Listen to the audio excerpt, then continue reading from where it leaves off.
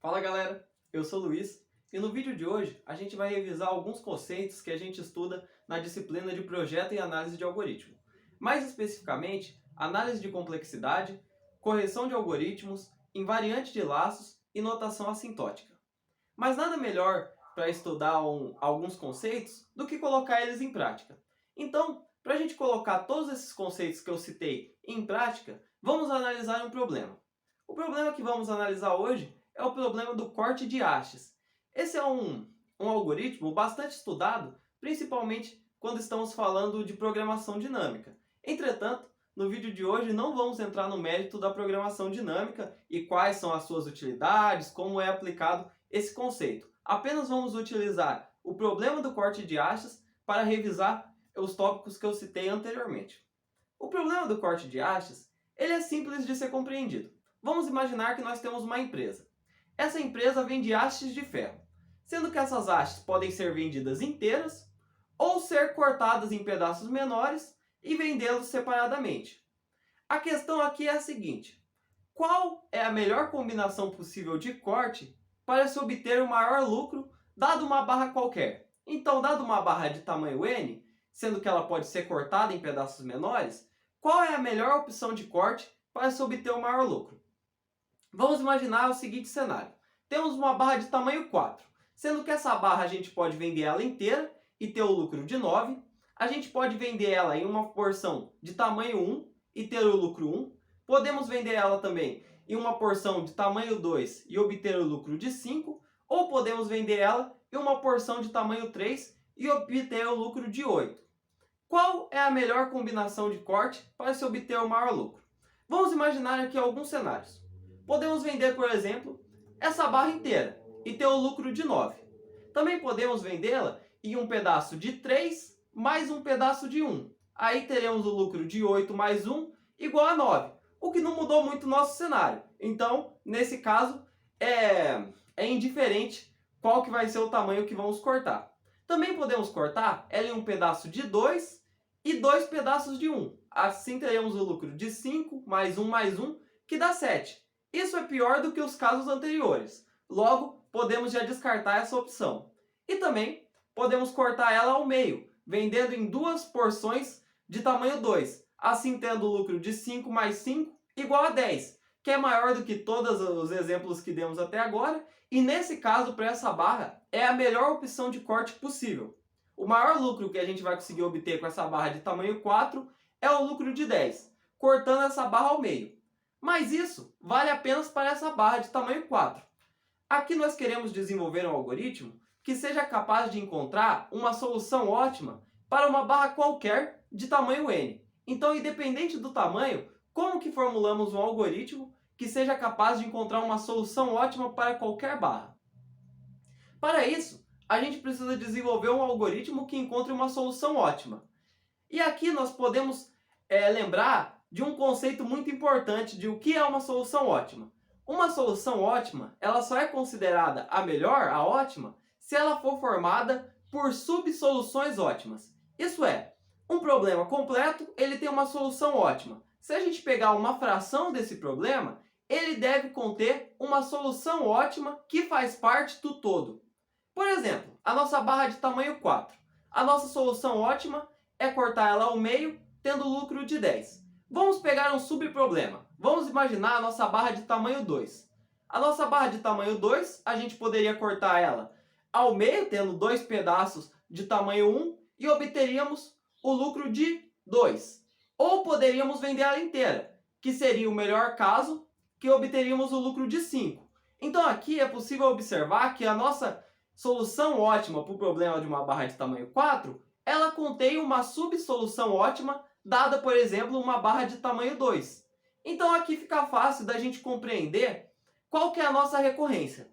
A nossa recorrência para o problema do corte de barras é basicamente que a nossa solução ótima ela é dada pelo máximo de todos os subproblemas dessa barra. Então a nossa solução ótima ela é composta pela subsolução ótima de uma barra de tamanho 1 mais a subsolução ótima de uma barra de tamanho 2 mais a solução ótima de uma barra de tamanho 3, mais a solução ótima da barra de tamanho 4. o conjunto de todas essas subsoluções formam a nossa solução ótima para a barra de tamanho 4. Então aqui nós temos a recorrência do nosso problema, que é, se a nossa barra for de tamanho 0, então o nosso lucro ótimo é 0. Isso é trivial, porque se a barra é de tamanho 0, a gente não tem lucro nenhum com isso. Logo, se a nossa barra for de tamanho 0, o lucro também é 0. Caso contrário, dado qualquer outro tamanho de barra, a nossa solução ótima ela é o máximo da solução de todos os nossos subproblemas. Agora que conhecemos a nossa equação de recorrência, somos capazes de formular um algoritmo recursivo que encontre uma solução ótima para qualquer barra que a gente entre com esse algoritmo. Sendo assim, a gente pode iniciar o nosso algoritmo primeiro descrevendo qual que é a sua entrada. Nosso algoritmo vai receber P e N, sendo que P é o peso de cada posição de corte e N o tamanho da nossa barra. Então, a primeira coisa que temos que fazer é satisfazer o nosso caso base. Como vimos lá na equação de recorrência, o nosso caso base é quando a gente entra com uma barra de tamanho 0. Então aqui é trivial. Se o nosso N for igual a 0, retorna 0. Já satisfazemos o nosso caso base. Agora temos que analisar todos os demais casos. Primeiro, vamos iniciar uma variável recebendo uma variável lucro, recebendo um valor de menos 1. Menos 1 porque não testamos nenhuma das opções de corte ainda. Então não temos um lucro definido. Sendo que menos 1, a partir do momento que seja testado qualquer solução de corte, já vai ser maior do que esse menos 1. Logo já temos algum tipo de opção para receber um lucro. Então iniciamos um laço de repetição, que vai de I começando a 1 até N, que é o tamanho da nossa barra. Então ele vai testar todos os nossos subproblemas. E vamos colocar que o nosso lucro, ele vai receber o que nós definimos lá na nossa equação de recorrência, que era o nosso lucro, ele tem o máximo de todos os subproblemas. Então, tem a soma da melhor solução para todos os nossos subproblemas. Então, o lucro, ele recebe o máximo de PI mais a chamada recursiva do nosso corte de hastes, sendo P N-1. Então, ele vai chamar recursivamente todos os nossos subproblemas e então armazenar o máximo do nosso subproblema dentro do lucro. Assim, no final, nós retornamos a nossa variável lucro, que nela contém a solução ótima para essa barra de tamanho N. Então aqui, para ficar mais claro, vamos analisar como seria a nossa árvore de recursividade. A nossa árvore de recursão, ela demonstra todos os subproblemas que vão ser calculados durante a execução do nosso algoritmo. Então vamos imaginar a nossa barra de tamanho 4. Entrando com a nossa barra de tamanho 4, ela tem que encontrar a melhor solução para todos os seus subproblemas. Então, para isso, ela vai chamar recursivamente a melhor solução para uma barra de tamanho 3, para uma barra de tamanho 2 e para uma barra de tamanho 1, até chegar no nosso caso base, que é a nossa barra de tamanho 0.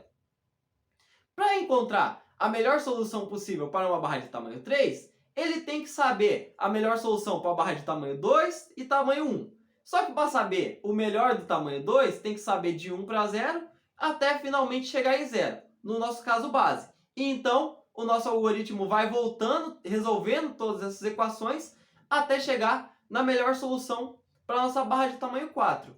Aqui a gente consegue visualizar que existe um problema muito grande. Vamos olhar como ficaria a nossa árvore de recursão completa para uma barra de tamanho 4. É possível observar que a gente repete diversas vezes o mesmo cálculo, como por exemplo aqui para resolver a subsolução para uma barra de tamanho 1. A gente resolve várias vezes o mesmo subproblema, a gente calcula diversas vezes isso. Então aqui já conseguimos observar que talvez o nosso algoritmo não esteja formulado da melhor forma possível, pois ele fica repetindo cálculos que já foram feitos, e isso não é necessário. Mas vamos deixar isso um pouco de lado e vamos analisar qual é a complexidade desse algoritmo. Porque aqui com a nossa árvore de recursão, conseguimos observar que talvez ele não vai ser tão eficiente. Mas por enquanto, sabemos que ele entrega a nossa solução ótima. Então, vamos analisar agora a complexidade desse nosso algoritmo. Vamos ver de fato quanto tempo ele leva para executar, dado uma barra de tamanho n qualquer. Para isso, vamos analisar o nosso algoritmo linha a linha e ver qual é a complexidade de cada uma dessas linhas. Vamos começar analisando o nosso caso base, que é, se n for igual a zero, então retorna zero. Essas linhas vão ser executadas em tempo constante, então temos θ de 1, porque a partir do momento que caímos no caso base, elas são executadas apenas uma vez. A mesma coisa para a nossa atribuição da variável lucro. Lucro recebe menos 1, θ de 1 vezes, então é tempo constante. Agora chegamos no nosso laço de repetição, que vai de i até n. Sabendo que nosso laço de repetição vai ser executada n mais uma vezes, então nós temos que o tempo dessa linha é θ de n. E então, finalmente, chegamos na nossa recursão. A nossa recursão, ela segue aquela ideia que conseguimos lá na nossa equação de recorrência. Então, qual que é? O lucro vai receber o máximo de todas as chamadas recursivas para resolver os nossos subproblemas. Então, a nossa recorrência é que t de n é igual a θ de n, que é a complexidade para executar a linha, mais t de n menos 1, mais t de n menos 2, mais t de n menos 3, até t de 0, que é o nosso caso base. Sendo assim, a nossa recorrência é, para t de 0, temos 0, e para t de n, temos θ de n, mais um somatório, que vai de i até 1, até n, de n menos 1. Sendo assim, vamos somar, todos os nossos subproblemas. Encontrando a nossa recorrência, a gente consegue chegar na nossa complexidade. Para a gente encontrar a complexidade de algoritmo, existem diversas técnicas que podem ser utilizadas, como por exemplo, a própria árvore de recorrência, que nós vimos que ela fica muito grande, então não vamos utilizar essa técnica. Também podemos utilizar o método mestre, que a partir de uma recorrência conseguimos encontrar uma complexidade, ou a técnica que vamos utilizar agora para analisar essa recorrência em si, que é o método da substituição. O método da substituição, ele consiste basicamente em a gente chutar uma complexidade que imaginamos que o nosso algoritmo tem. Esse chute nós conseguimos através da análise do algoritmo como um todo. Olhando para o algoritmo, a gente consegue ter alguma ideia do tempo, mais ou menos, que esse algoritmo vai levar para ser executado. E a partir desse chute, nós aplicamos a técnica de substituição e vemos se isso realmente é válido. Sabendo disso, então vamos tentar demonstrar que o nosso algoritmo ele tem uma complexidade exponencial. Isso é, vamos supor que a complexidade dele é de 2 elevado a n. Então, a partir do método de substituição, temos que declarar a nossa hipótese. A nossa hipótese vai ser a seguinte: t de m é maior ou igual a 2 elevado a m. Então, temos que demonstrar que isso é válido para o nosso caso base. O nosso caso base é quando a nossa barra é de tamanho zero. Considerando n igual a zero, o nosso lucro também é zero. Assim garantimos apenas uma chamada, que é a chamada inicial para o caso base. Então, a nossa base definimos como t de 0 igual a 1, que é da nossa única chamada. Isso tem que ser maior ou igual à nossa hipótese. No caso aqui, 2 elevado a 0, que também é igual a 1. Logo, satisfazemos a nossa base. Agora, vamos provar indutivamente que t de n é maior ou igual a 2 elevado a n. A nossa recursão, se a gente abrir ela, nós sabemos que t de n é igual a θ de n mais t de 0, mais t de 1, mais t de 2, até t de n menos 1. Isso é um somatório, que é o nosso somatório começando em 1 até n, de t de n menos 1. Isso aqui tem que ser maior ou igual a uma constante vezes n, uma constante qualquer, mais 2 elevado a 0, mais 2 elevado a 1, até 2 elevado a n menos 1. Para isso, também temos um somatório, que é o somatório de um i começando em 0 até n menos 1, de 2 elevado a i. Então, temos que a nossa recorrência do nosso algoritmo é o somatório de i de 0 até n menos 1, de t de i, e isso é maior ou igual ao somatório de em 0 até n menos 1, de 2 elevado a i. E isso é igual a 2 elevado a n. Logo, chegamos que a complexidade geral do nosso algoritmo é ômega de 2 elevado a n. Isso é, o nosso algoritmo é limitado inferiormente por 2 elevado a n. Então, no mínimo, ele vai fazer 2 elevado a n operações. Para entradas pequenas, esse algoritmo pode trazer uma solução viável em poucos segundos. Entretanto, conforme vai crescendo o tamanho da nossa entrada, isso cresce de forma exponencial. Então, isso pode levar muito tempo, dependendo da nossa entrada.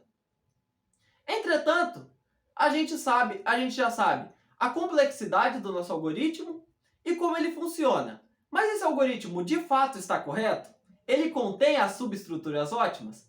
Para a gente provar que o nosso algoritmo está correto, primeiro a gente tem que partir da nossa premissa de que um algoritmo ele entrega uma solução ótima quando ele é composto de subsoluções ótimas. Então vamos imaginar uma barra de tamanho n. A solução dessa barra de tamanho n está em Rn. Então Rn ela é formada pelo conjunto de todas as soluções ótimas de todos os subproblemas da nossa barra. Sendo assim, Rn contém a solução ótima para essa haste de ferro. Agora, vamos provar que essa solução é verdadeira, que o nosso algoritmo está correto. Para isso, podemos utilizar a indução matemática. A técnica de indução matemática ela é bastante utilizada na matemática e também na computação, onde ela consiste em, dado determinada hipótese, provar por indução, de forma indutiva, que essa hipótese é correta para um n qualquer. No caso, vamos utilizar a prova por contradição. Então, para isso, vamos considerar uma hipótese. Vamos considerar que R' é uma solução ótima para uma barra de tamanho n. Então, dado n, R' é a nossa solução ótima. E vamos imaginar agora que J é um corte qualquer que pertence a R'. Então, J é um subproblema de R'. Então, nós temos que se a gente retirar a solução J do nosso conjunto R', nós temos que R' contém a melhor solução possível para a barra n-j. Então, retirando o J da nossa barra, Rn contém a melhor solução para a barra de tamanho n-j. Agora, vamos pensar o caso contrário, que temos uma solução ótima R2', onde essa solução tem um lucro maior do que R1' para o conjunto n-j. Logo, se a gente adicionar novamente o subconjunto J a essa solução, a gente vai ter um lucro maior, chegando assim a uma contradição, pois o R2' mais J é uma solução melhor do que a que tínhamos anteriormente para o conjunto completo. E isso é uma contradição e logo provamos que o nosso algoritmo está correto, que a nossa solução ótima, ela contém todas as subsoluções ótimas. Sabendo disso, a gente já sabe que o nosso algoritmo está correto, a gente já sabe a nossa complexidade, que é exponencial. Mas será que tem como melhorar esse algoritmo? Então agora vamos descrever um outro algoritmo que traga a mesma solução ótima para o nosso problema de corte de hastes. Nesse caso agora, vamos descrever um algoritmo interativo. Diferente da nossa solução anterior, que era recursivo, então todos os nossos subproblemas eram calculados de forma recursiva, agora vamos definir isso de forma iterativa. A única diferença é que agora todos os nossos subproblemas vão ser calculados de forma iterativa. Para isso, a primeira coisa que temos que fazer é definir alguns vetores. O nosso vetor R, que vai de 0 até n, que é o nosso vetor que vai conter a nossa melhor solução, e um vetor auxiliar, que vai de 0 até n. Esse vetor ele vai conter a opção de corte que foi escolhida. Então, por exemplo, cortar a nossa barra ao meio. Então, agora satisfazemos o nosso caso base. O nosso caso base a gente sabe que é quando a nossa barra é de tamanho 0. Então, R na posição 0 recebe 0. E agora iniciamos as nossas definições dos nossos laços de repetição, que vão ser responsáveis por resolver todos os nossos subproblemas. O nosso primeiro laço, ele começa em J em 1, indo até N.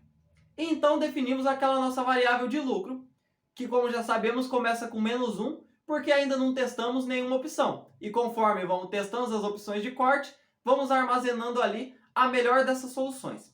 E então definimos um laço de repetição que vai de I até J, sendo que aqui nós temos uma condicional, que é quem vai definir qual é a melhor solução de corte para os nossos subproblemas. Então, se o nosso lucro for menor do que P na posição I mais R, J menos I, então o nosso lucro ele recebe esse valor, pois a solução para esse subproblema é melhor do que a solução anterior. Então vamos armazenar na nossa solução lucro. E também no nosso vetor auxiliar SJ, a gente armazena I. Então a gente entrega, a gente guarda ali dentro qual foi a opção de corte selecionada. E por fim, depois de testar as soluções para os subproblemas, a gente armazena em R na posição J esse lucro, definindo assim que para aquele subproblema, essa foi a melhor solução encontrada. Depois de testar todos os subproblemas e encontrar as melhores soluções, temos a nossa solução final para a nossa barra completa. Então, retornamos R, que é onde está a nossa solução completa. Mas esse algoritmo está correto? Para a gente definir, demonstrar que um algoritmo interativo está correto, a gente precisa utilizar o invariante de laço. O invariante de laço, ele define um invariante que ele tem que ser verdadeiro para todas as fases da nossa interação. Então o invariante aí tem que ser válido para o começo, o meio e o fim da execução do nosso algoritmo. Então, para provar que esse algoritmo está correto, a gente tem que descrever um invariante e então demonstrar que esse invariante ele é válido na inicialização, na manutenção e no término do nosso algoritmo. O nosso invariante, nós podemos definir ele da seguinte forma. Dado o nosso vetor, R que vai de 0 até N, ele contém a melhor solução possível para uma barra de tamanho N, onde P, de 0 até N, ele contém os pesos dos cortes. E também, dado um vetor R que vai de 0 até J menos 1, essa posição ela contém a melhor solução possível de corte para uma barra de tamanho J, que no caso seria o nosso subproblema.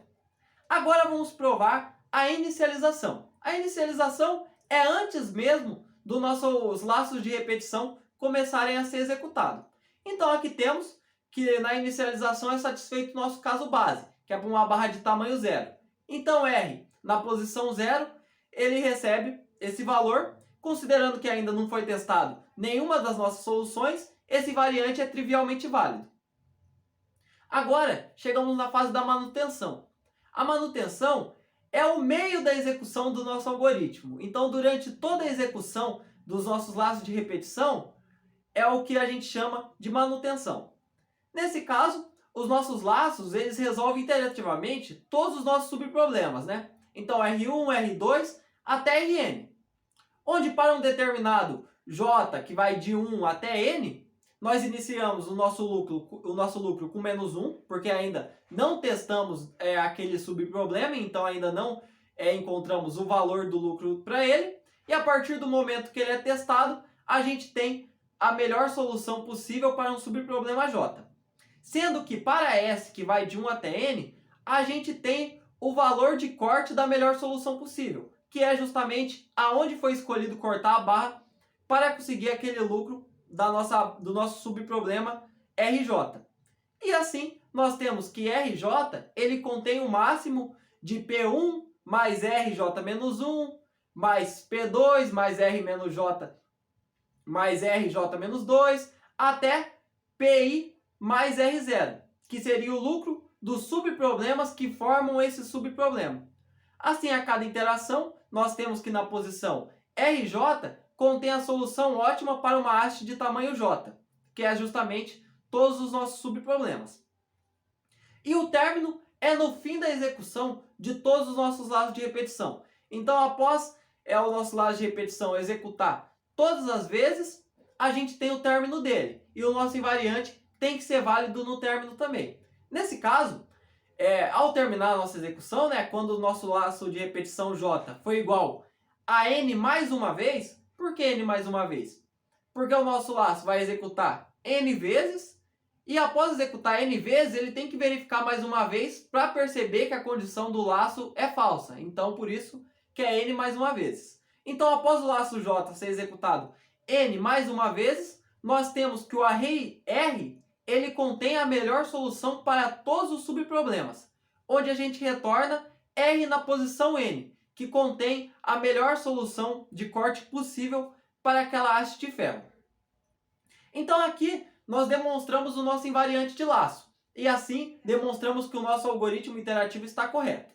Ok, agora que já sabemos que o nosso invariante de laço está correto, vamos analisar para ver se esse algoritmo de fato é mais eficiente que a nossa solução recursiva. As nossas primeiras linhas são a definição dos nossos vetores. Então isso vai ser executado em tempo constante. Temos aqui θ de 1.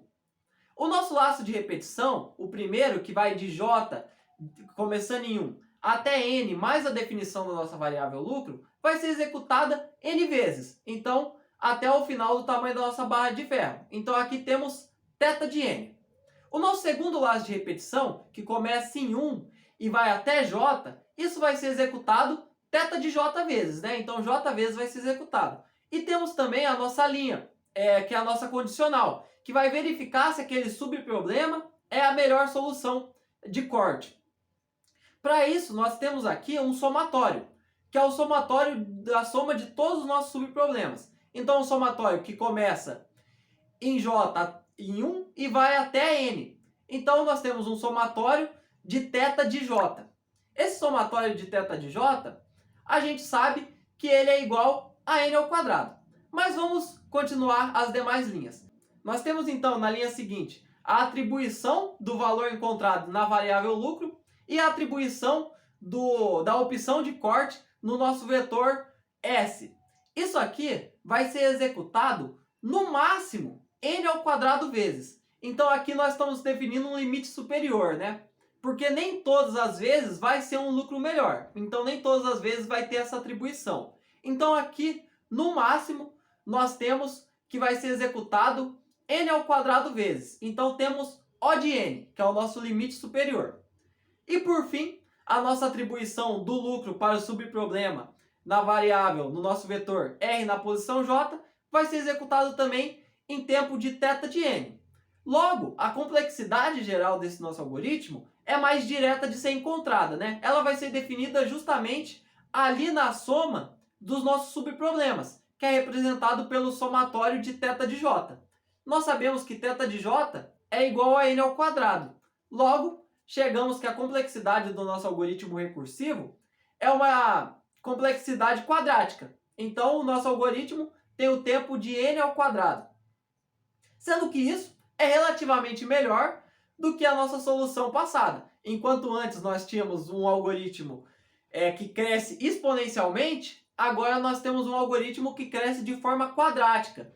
Então o algoritmo exponencial vai crescer muito mais rápido o tempo dele, ele vai levar muito mais tempo comparado ao nosso algoritmo interativo. Isso se dá por conta da abordagem de programação dinâmica que foi utilizado na solução, nessa solução interativa, que estaremos estudando mais para frente nos próximos vídeos, nas próximas aulas. Mas por enquanto é isso. Obrigado e até a próxima.